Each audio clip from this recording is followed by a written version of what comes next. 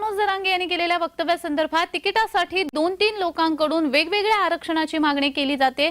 येवल्याच्या येडपटाचं ऐकून सरकार मुद्दा वेगळ्या दिशेने नेत आहे असं म्हणत मनोज जरांगे यांनी भुजबळांसह सरकारवर निशाणा साधलाय।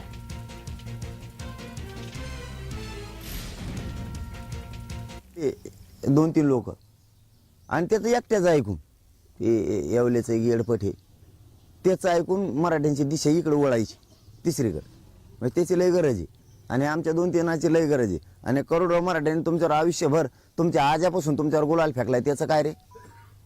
त्याचं काय? तिकिटासाठी 2-3 लोकांकडून वेगवेगळ्या आरक्षणाची मागणी केली जाते। येवल्याच्या येडपटाचं ऐकून सरकार मुद्दा वेगळ्या दिशेने नेतंय असं म्हणत मनोज जरांगे यांनी भुजबळांसह सरकारवर निशाणा साधलाय।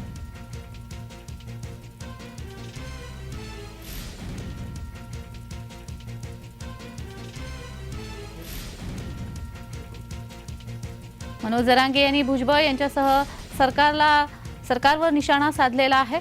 तिकिटासाठी 2-3 लोकांकडून वेगवेगळ्या आरक्षणाची मागणी केली जाते असं वक्तव्य मनोज जरांगे यांच्याकडून करण्यात आलं।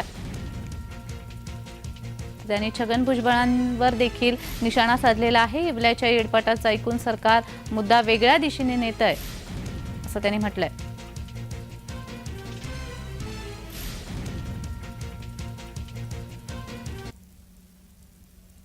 या संदर्भात अधिक माहिती देण्यासाठी आमचे प्रतिनिधी विजय चिडे हे आपल्याशी लाईव्ह द्वारा जोडले गेलेले आहेत। विजय, मनोज जरांगे यांची मागणी आहे ओबीसीतून आरक्षण मिळावं आणि आज त्या संदर्भात विशेष अधिवेशन आयोजित करण्यात आलेलं आहे। मात्र मनोज जरांगे यांनी भुजबळांसह सरकारवरती आता निशाणा साधलेला आहे। त्यांनी भुजबळांचा उल्लेख येवल्याचा येडपट असं देखील केलेला आहे। या संदर्भात अधिक माहिती। नक्की जर बघितलं तर आज सरकारकडून जे आहे विशेष अधिवेशन बोलवण्यात आलंय। मराठा आरक्षणासंदर्भात हे अधिवेशन आज बोलवण्यात आलेलं आहे। त्यापूर्वी जर बघितलं सरकारचं जे आहे ती बैठक संपन्न होणार, त्यानंतर जे आहे अधिवेशनाला सुरुवात होणार आहे। त्यापूर्वीच जर बघितलं मनोज जरांगे पाटील यांनी आज सकाळीच माध्यमांशी संवाद साधला आणि यावरती आता सरकारवरती निशाणा देखील साधला आहे। आमची मागणी जी आहे ती सगळ्या सोयऱ्यामधून आहे, म्हणजे ओबीसी मधून आहे। ओबीसीतून आरक्षण द्या, तुम्ही विस्तार आरक्षण देऊ नका, आम्ही मागतो एक आणि तुम्ही करता एक, असं जे आहे मनोज जरांगे पाटील यांनी आता सरकारला सुनावलं आहे।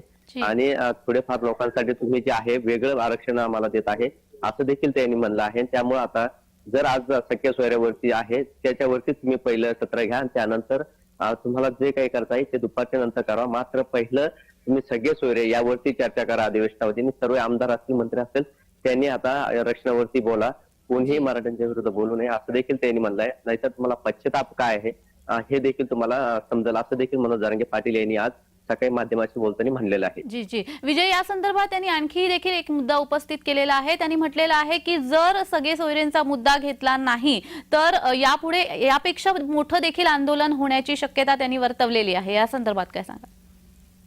नक्की जर बघितलं सगळ्या सोयरेचा मुद्दा जो आहे त्यावरती जर सरकारने आज काही निकाल दिला नाही तर उद्या मनोज जरांगे पाटील हे उद्या सकाळी जे आहे उद्या पुढील आंदोलनाची दिशा जी आहे ती जाहीर करणार। जे आंदोलन असेल ते शांततेच्या मार्गावरती असेल, मात्र यापेक्षाही मोठं आंदोलन ते असू शकतं असं देखील त्यांनी आज सकाळी जे आहे माध्यमांशी बोलताना सांगितलेलं आहे। जी मनोज जरांगे असं म्हणतात आहे की आम्हीच कुणबी आहोत, आम्हीच शेतकरी आहोत, त्यामुळे आपल्याला ओबीसीतूनच आरक्षण मिळायला हवं। मात्र दुसरीकडे जर बघितलं तर ओबीसीतून आरक्षण देण्यासाठी ओबीसीचा मुळात विरोध आहे, ओबीसी समाजाचा विरोध आहे आणि त्यासाठी ते आंदोलन देखील करतायत। तर या संदर्भात मनोज जरांगे काही बोललेत का?